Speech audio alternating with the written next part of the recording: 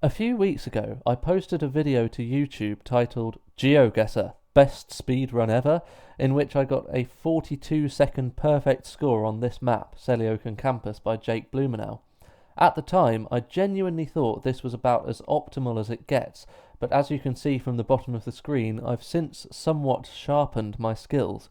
Sadly, I didn't get that 26-second run recorded, so I thought I'd share a 7-minute chunk of attempts I made the other day to recreate that time, or at least beat 29 seconds. Why 29? Well, literally just days after I posted my 42-second run, Tom Davies, aka GeoWizard, probably the biggest GeoGuessr YouTuber there is, posted a 29-second perfect score in his own hometown of Aldridge, just north of Birmingham.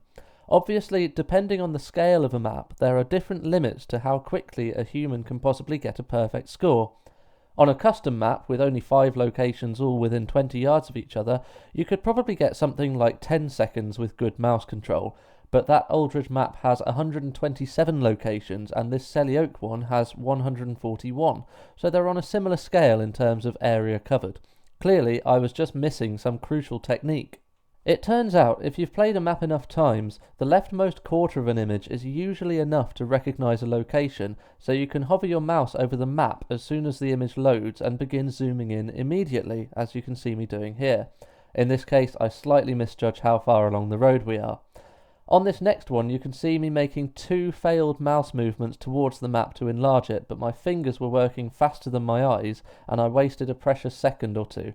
Despite the next round going well, that wasted second was already enough to put me off mentally, and I took the last few rounds at a casual pace, which worked out well as I didn't yet have an instinctive reaction to these ones, and the slower pace made for good practice. Funnily enough, it takes a while to train my mind to associate this grey stretch of wall with about quarter of the way up Ryland Road from the junction with Charlotte Road.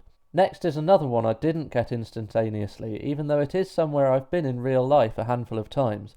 I think that shows that actually knowing the locations is only half the job, and the rest is relentless practice and memory training, like being able to tell that this grey wall is obviously the grey wall on Edgbaston Park Road and completely different to the one on Ryland Road. At this point in the recording, I think my girlfriend Alana came in for a quick chat, shout out to her, but it gives us a chance to see the kind of speed required to get below 30 seconds. Clearly that first round went well despite fumbling around with the mouse, but those extra few seconds of thinking in the later rounds pushed my overall time way too high.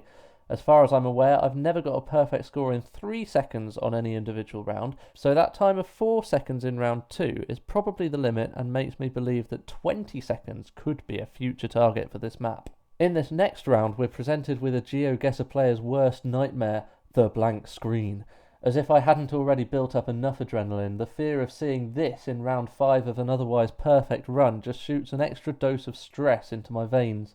After clicking back and forth to see if it just didn't load properly the first time, I eventually just used that round as practice. Clearly I needed it, being an entire 36 yards away, and moved on. I was quite proud of my perfect score on a random straight stretch of the A38, but my inaccuracy on Healy Road undermined it, and another attempt came to an end. It's probably fair to say I lost a little bit of my composure in these next couple of rounds, both on the university campus, which in theory I should know very well given that I studied there for 5 years. Now, something potentially important happens next in amongst my frustrated mouse movements as my internet connection has a bit of a wobble. Geotips.net is a website that, among other things, compiles official GeoGuessr world records. In order for a record to be official, there must be video evidence that includes the URL, and by moving my mouse to the top of the screen momentarily, I made the URL become visible. I don't know if that 1 second appearance would be sufficient for them, given that, spoiler alert, there is a very fast perfect score in this video, but it doesn't happen until right at the end. And I also don't know if there's even a category for what I'm attempting here, as it's just a random local map in the eyes of the community. I only really did this for fun rather than to get onto any leaderboards, but it still might be nice to send it somewhere for some extra recognition. Having talked earlier about mouse control, I should mention that I'm not actually using a mouse, I'm using a mouse pad.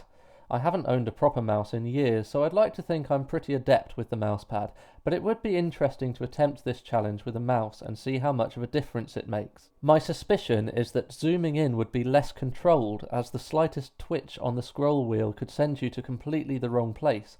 Nevertheless, this skill could probably be honed, and the extra speed and flexibility of a real mouse could shave another second or so off some of these rounds. I don't know if this would be the case with a mouse too, but by far the most annoying mousepad experience while attempting this speedrun is when the clicks don't register, like so. Maybe I dragged the mouse half a millimeter while clicking? So I showed that click and drag feature who's boss by gracefully swiping away in frustration as I surrendered another round. At this point though, I was in far too deep to take a breath and calm down. Instead, I channeled my frustration into momentum and pressed on with more quick-fire attempts. One required skill for a speedrun like this, which is enormously helped by actually knowing the area, is being able to lock onto certain road shapes as you zoom in on the map so that it takes you less than a second to get your bearings. In this case, I used the kink in the otherwise relatively straight A38 coming southwest out of Birmingham to identify Selly Oak and fine-tune from there. Annoyingly, there are similar kinks in the yellow roads either side of the A38, so I sometimes find myself zooming into totally the wrong areas of Birmingham if I'm too hasty. Thank you to System Assistant for its not at all off-putting cameo appearance in my speedrun attempts. At least it was only a relatively slow round one that was ruined. I expect half of the junk files that it's found on my computer are previous takes of this video that I've made since failing to record that 26-second perfect score, so I think I'll stop clogging up my computer with GeoGuessr videos for the time being, although that theoretical optimised time of 20 seconds is a highly tempting target, and I'll let you know if I do eventually get that. For now though, we're approaching the end of the video, which can only mean one thing. When I got the run that you're about to see, and more importantly when I confirmed that it was indeed recording, let's just say I was rather chuffed.